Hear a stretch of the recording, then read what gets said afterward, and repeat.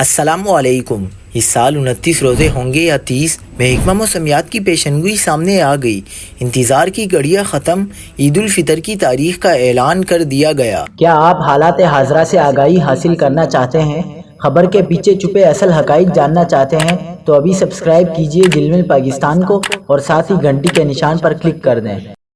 آپ کو بتاتے چلیں کہ اس سال 29ویں روزے کو شوال کا چاند نظر آنے کا کوئی امکان نہیں، اور اس سال رمضان المبارک کے 30 روزے ہوں گے۔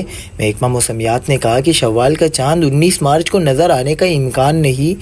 چاند کی پیدائش 19 مارچ صبح 6:23 پر ہوگی۔ غروب آفتاب کے وقت چاند کی عمر 12 سے 13 گھنٹے ہوگی۔ محکمہ موسمیات نے کہا کہ 19 مارچ کو چاند نظر آنے کا کوئی امکان نہیں۔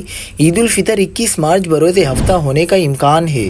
انہوں نے کہا کہ 19 مارچ کی شام 29 رمضان شوال کا چاند نظر آنے کے امکانات نہیں۔ نیا چاند 19 مارچ کو صبح 6:23 پر پیدا ہوگا۔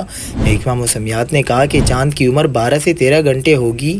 رؤیت کے لیے موزوں نہیں۔ حتمی اعلان کا اختیار مرکزی رؤیت ہلال کمیٹی کے پاس ہوگا۔